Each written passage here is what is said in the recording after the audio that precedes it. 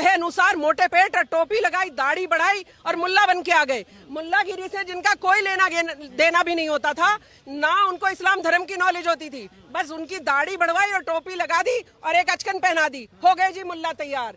Congress party के मुल्ला चौड़े में क्रॉट प्लेस में खड़े होकर शबनम खान बोल रही हूँ, क्या डर है मुझे बताइए, किस मुसलमान को डर है बताइए। 24 घंटे ये सारे ओवैसी और जो दूसरे विपक्षी हैं और जो मुस्लिम मुल्ला हैं 24 घंटे तो टीवी डिबेट में दिन भर प्रधानमंत्री को गाली बक लेते, चौड़े में होकर किसी को कुछ भी कह देते, हिंदू बहन बेटियों की इज्जत उछालते रहते, और आप कह रहे हैं ये डरे हुए हैं। विरोध का जो स्वर है, समाजवादी पार्टी अखिलेश यादव आए, उसके बाद ओवैसी आ चुके हैं, कांग्रेस है ही है, कह रहे ये गलत हो रहा है, एक धर्म को लेकर टारगेट किया जा रहा है देश में। मुझे एक बात बताइए, ये जो सारी संपत्ति है ये भारत की है या किसी एक व्यक्ति की है?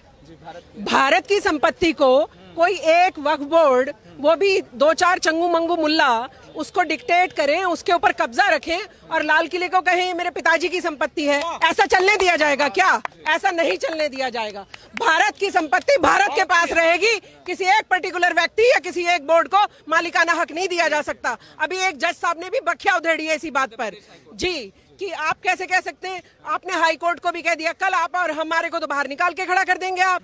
और जो आप हिंदू भाइयों का, मतलब हिंदू भाइयों का नाम सुनते ही चिढ़ जाते हैं, बेटी बहन हिंदू बहनों की बात कर दो तो चिढ़ जाते हैं। जो इतना मन में पाप रखते हैं, मैं ओवैसी जी और कांग्रेस पार्टी की बात कर रही हूँ, वो वक्फ बोर्ड के लिए लड़ने के लिए खड़े हो गए। क्यों? क्योंकि भारत की संपत्ति पे कब्जा करने का ये जो मिशन था, ये कांग्रेस पार्टी की देन है। कांग्रेस पार्टी ने मुसलमानों के कंधे पे रख के बंदूक चलाई और कहा कि चलो वक्फ बोर्ड बनाया जाए, मुसलमानों के नाम पे एक वक्फ बोर्ड का गठन किया गया और सारी भारत की संपत्ति को उधर सौंप दिया गया, ताकि जब भी जरूरत हो, जब भी कुछ ऐसी चीज हो जाए, जब सत्ता ना हो या कोई और चीज करनी पड़े, तो सारी भारत की संपत्ति हमारे हाथ में रहे। ये सब कांग्रेस का बड़ा षड्यंत्र है। अगर जनता नहीं समझती तो जनता को अपना दिमाग और दिल खोल के समझना चाहिए।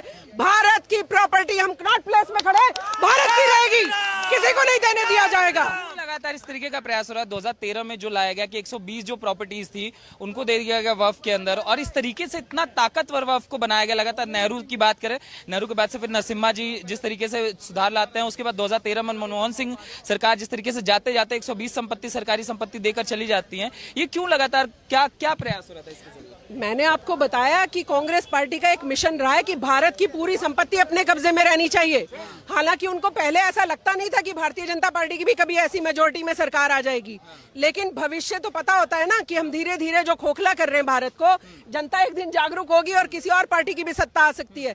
ये कांग्रेस पार्टी ने दांत गड़ा लिए भारत की सारी जमीन पर और नाम दिया वक्फ बोर्ड। और वक्फ बोर्ड में कौन थे? उनके वही चेले चपाटे मुस्लिम नेता और वही चेले चपाटे मुस्लिम मुल्ला जो कांग्रेस पार्टी का समर्थन करते थे, जो कांग्रेस पार्टी के कहे अनुसार मोटे पेट और टोपी लगाई, दाढ़ी बढ़ाई और मुल्ला बन के आ गए। मुल्लागिरी से जिनका कोई लेना देना भी नहीं होता था, ना उनको इस्लाम धर्म की नॉलेज होती थी, बस उनकी दाढ़ी बढ़वाई और टोपी लगा दी और एक अचकन पहना दी, हो गए जी मुल्ला तैयार। कांग्रेस पार्टी के मुल्ला, इस्लाम धर्म के मुल्ला नहीं। अब मुल्लाओं ने, इन्हीं सो कॉल्ड मुल्लाओं ने मुसलमानों को बहलाना, फुसलाना, बहकाना शुरू किया। और ये सारी देन जो पीछे से चली आ रही है ना, जो भारत की हम कमजोर जड़ें देखते हैं, सब कांग्रेस की देन है। मैं बोल रही हूँ कि पहली बार तो भारत में कोई ऐसा प्रधानमंत्री आया है जो भारत की बात करता है, और वो जमीन जो मुसलमानों के नाम कर रखी थी नेहरू जी ने, छीन कर भारत को वापस कर देगा। क्या आप सब, हमारी जिम्मेदारी नहीं बनती है कि भारत की जमीन भारत को लौटाई जाए? भारत की जमीन पे कोई मुसलमान या कोई भी धर्म का व्यक्ति कैसे कह सकता है ये सारी जमीन सिर्फ मेरी है? मगर वहां से